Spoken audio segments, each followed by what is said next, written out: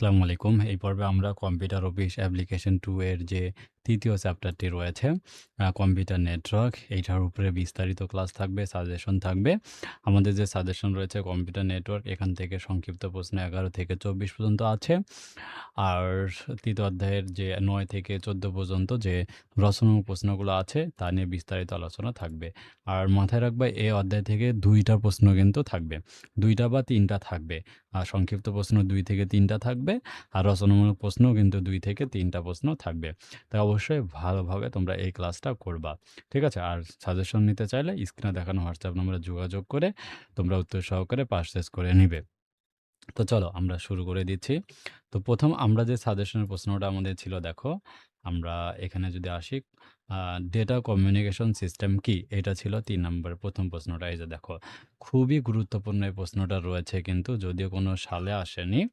তো তারপরেও এই প্রশ্নটা এবারের জন্য very, very important. Data communication system কি? অনেকগুলো কলেজে কিন্তু পরীক্ষায় এসেছে।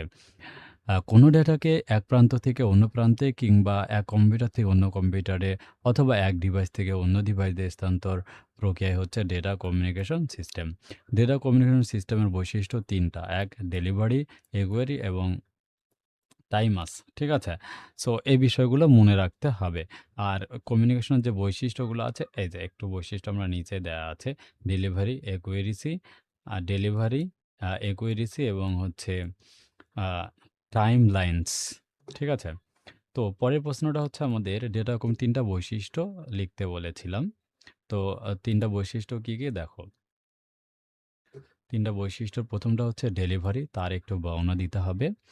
খুবই গুরুত্বপূর্ণ এই প্রশ্নটা কিন্তু এবার আসার মতো। ঠিকই আছে? ডেলিভারি সিস্টেমকে অবশ্যই ঠিক প্রান্তের ডেটা ডেলিভারি করতে হয়। একুরেসি সিস্টেমকে অবশ্যই সঠিকভাবে ডেটা ডেলিভারি করতে হবে। আর সিস্টেমকে অবশ্যই নির্ধারিত সময়ে ডেটা ডেলিভারি দিতে হবে। মানে টাইমস লাইন্সটা রাখতে হবে। আচ্ছা, এরপরে ৩ নম্বর প্রশ্নটি হচ্ছে ডেটা ট্রান্সমিশন মেথড কাকে বলে? খুবই গুরুত্বপূর্ণ এই প্রশ্নটা, মনে করো পরীক্ষায় আসছে। Data transmission method. কোনো তথ্যকে একটি নির্দিষ্ট মাধ্যমের মধ্য দিয়ে ডিজিটাল ও অ্যানালগ আকারে স্থানান্তর করার ডেটাকে ট্রান্সমিশন বলে। আর যে পদ্ধতি ডেটা ট্রান্সমিট করা হয় তাকে ডেটা ট্রান্সমিশন মেথড বলে।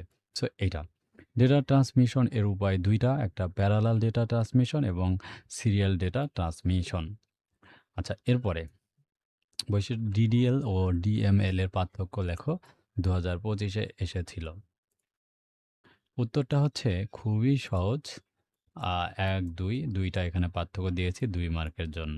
ঠিক আছে? তারপরে ৫ নাম্বার ওয়ার্কশিট ও ওয়ার্কবুক কি? এটা ২৫-এ এসেছিল। এটা ২৫-এর উত্তর দেখে নিবা। ৬ নম্বরে যে প্রশ্নটা এসেছিল, টুইটেস্টেড পেয়ার কেবল কি? খুবই গুরুত্বপূর্ণ রয়েছে। কোএক্সিয়াল কেবল কাকে বলে বা বলতে কি বোঝো? এটা লিখবা। ৮ নম্বরে হচ্ছে ফাইবার অপটিক্যাল কেবল কি? এইটা। ৯ নম্বরে ভাইটাল অপটিক্যাল সুবিধাগুলো তোমরা একটু পজ করে পড়তে পারবা। ঠিক আছে? ১০ নম্বর রেডিও ওয়েভ কি? ১১ নম্বরে রয়েছে মাইক্রোওয়েভের ব্যবহারগুলো লেখো। ১২ নম্বরে আ ওয়াইম্যাক্স এর সুবিধাসমূহ লেখো। ১৩ নম্বরে ওয়াইফাই এ ওয়াইম্যাক্স এর বৈশিষ্ট্য লেখো। এইটাও গুরুত্বপূর্ণ আছে প্রশ্নটা। আচ্ছা, এরপরে আসো ১৪ নম্বর ল্যান্ডম্যানের মধ্যে পার্থক্য লেখো।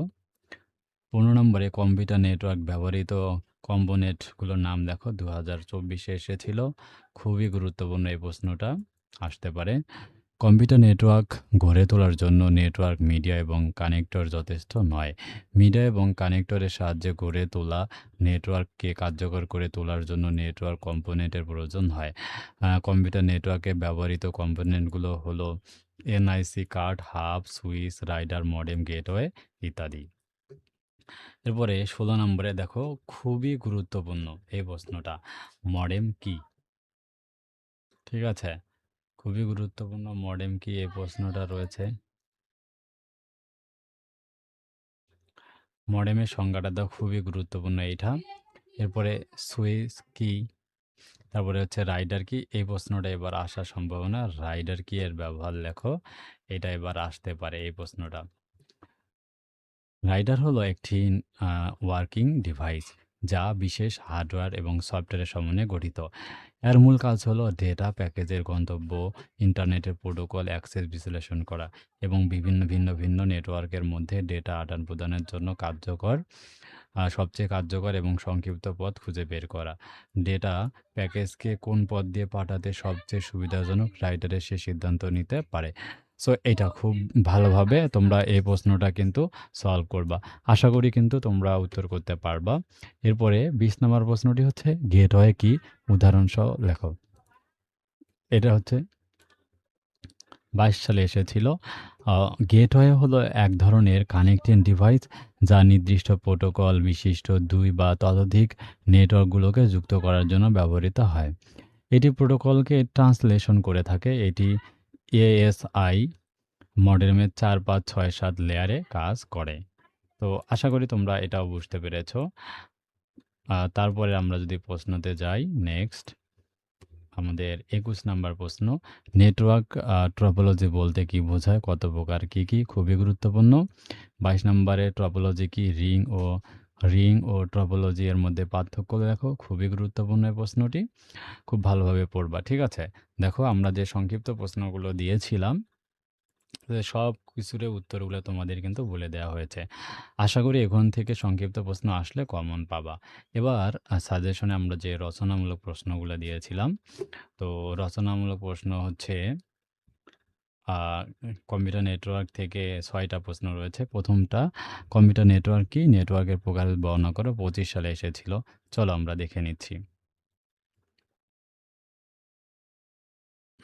ওকে, দেখো নিরকীর প্রকারভেদ, এটার প্রশ্নের মান কত? এইটা মাথায় রাখতে হবে। এর মার্ক কিন্তু অনলি 4 মার্কস, তাই খুব বেশি লেখা যাবে না। ওকে, তো এর উত্তরটা হচ্ছে কম্পিউটার নেটওয়ার্ক। কম্পিউটার নেটওয়ার্ক হলো এমন একটি ব্যবস্থা যেখানে ২ বা ততোধিক কম্পিউটার এবং অন্যান্য ডিভাইস তারযুক্ত বা তারবিহীন মাধ্যমে একে অপরের সাথে যুক্ত থাকে। ভৌগোলিক আকার বিস্তৃতির উপর ভিত্তি করে কম্পিউটার নেটওয়ার্ক প্রধানকে ৪ ভাগে ভাগ করা যায়, যথা LAN, local area network, man, LAN, man, one, pan, হচ্ছে এই ৪টা। তো লিখে তোমরা একটু নিজের মতো করে ২-৪ লাইন কিন্তু লিখে দিবা, তাহলে কিন্তু হয়ে যাবে। এরপরে কম্পিউটার নেটওয়ার্ক কি? এর প্রয়োজনীয়তা। এই প্রশ্নটা এবার আসছে পরীক্ষায়, ঠিক আছে? এই অধ্যায় থেকে এই প্রশ্নটা চলে আসছে, তাই খুব ভালোভাবে তোমরা এই প্রশ্নটা সলভ করবা।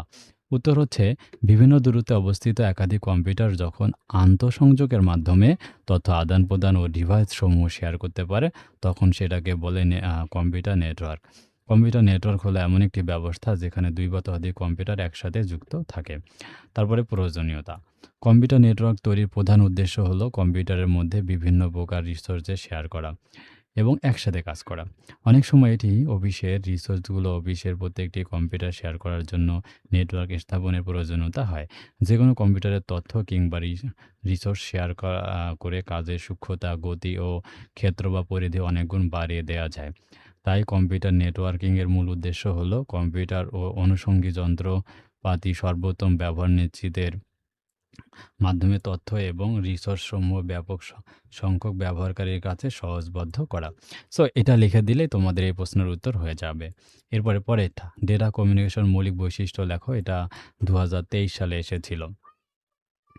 কোনো ডেটাকে এক ডিভাইস থেকে অন্য ডিভাইসে স্থানান্তর প্রক্রিয়া হচ্ছে ডেটা কমিউনিকেশন। তবে এই কমিউনিকেশন প্রক্রিয়াটি ৫টি মাধ্যমে থাকে। সেটা কি, কি মাধ্যমগুলো? ১ মেসেজ, ২ সেন্টার, ৩ মিডিয়াম মাধ্যম, ৪ হচ্ছে রিসিভার, ৫ হচ্ছে প্রোটোকল। সো এগুলো তোমরা হচ্ছে একটু পড়বা, তাহলে নিজের মতো করে আশা করি উত্তরগুলো তোমরা লিখতে পারবা। ওকে, তারপরে প্রশ্নটি আসো ৪ নম্বরে। খুবই গুরুত্বপূর্ণ, অপটিক্যাল ফাইবার কেবলের গঠন সম্পর্কে বর্ণনা করো। ২০২২ সালে এসেছিল। অপটিক্যাল ফাইবার কেবল তার অন্য সকল মাধ্যমের চেয়ে সবথেকে শক্তিশালী মাধ্যম।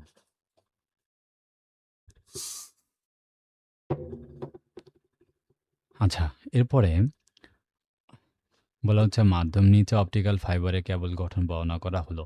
ফাইবার তৈরির জন্য বৈদ্যুতিক অন্তর্পদার্থ হিসাবে সিলিকা কম্পোনেন্ট কার্স বহুলভাবে ব্যবহৃত হয়। ফাইবার তৈরিতে কোনো সাধারণ কাজ ব্যবহার হয় না। কেননা সাধারণ কাজ মাধ্যমে আলোক রশ্মি কিছু দূর যেতেই নিঃশেষ হয়ে যায়। ফাইবার অপটিকের ৩ টি স্তর থাকে যথা কোর, আ ক্ল্যাডিংস আর জ্যাকেটস। সো এগুলো তোমরা পড়বা। আমি আর পড়ে সময় নষ্ট করব না। সাজেশনটা আশা করি এই বিগত সালের এই প্রশ্নগুলো পড়লে তোমাদের কমন চলে আসবে। এরপরে ব্লুটুথ কি? ক্লাউড আ কম্পিউটিং এর সার্ভিস কয় ধরনের ও কী, কী? ২০২৪ সালে এসেছিল। খুবই গুরুত্বপূর্ণ এই কোশ্চেনটা। তাই একটু ভালো করে তোমরা এই প্রশ্নের উত্তরটা পড়বা। আচ্ছা, তারপরে দেখো এরপরে যে প্রশ্নটা আছে সেটা ওয়াইফাই ম্যাক্স কি? আর ওয়াইম্যাক্স কি? ওয়াইম্যাক্স এর সুবিধা অসুবিধা বর্ণনা করো। এইটা পড়বা। ৭ নম্বরে কম্পিউটার নেটওয়ার্কের কয়েকটি রিসোর্স সম্পর্কে আলোচনা করো।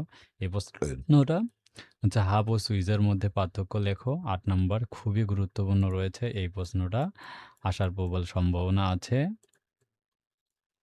৯ নম্বরে নেটওয়ার্ক প্রোটোকল, বিভিন্ন প্রকার নেটওয়ার্কের প্রোটোকল সম্পর্কে আলোচনা করো। ১০ নম্বরে ক্লাউড কম্পিউটিং এর প্রকারভেদ বর্ণনা করো। ১১ নম্বরে ল্যান ও ওয়ান এর মধ্যে পার্থক্য লেখো। সো এই হচ্ছে ১১টা প্রশ্ন এখান থেকে। আশা করি এগুলো পড়লে তোমাদের ৩য় অধ্যায় থেকে যেভাবে প্রশ্ন আসুক তোমরা উত্তর করতে পারবে। তো যারা উত্তরসহ সাজেশন এখনও পারচেজ করোনি, আমাদের স্ক্রিনে দেখানো হোয়াটসঅ্যাপ নম্বরে যোগাযোগ করো। আর আমাদের পেজে লাইভ ক্লাস হবে, তাই অবশ্যই পেজটাকে এখনও যদি ফলো না দিয়ে থাকো তো অবশ্যই আমাদের রাজু একাডেমি ভেরিফাই পেজটাকে ফলো দিয়ে রাখো। সব ধরনের আপডেট ইনফরমেশনগুলো পেয়ে যাবা ইনশাআল্লাহ।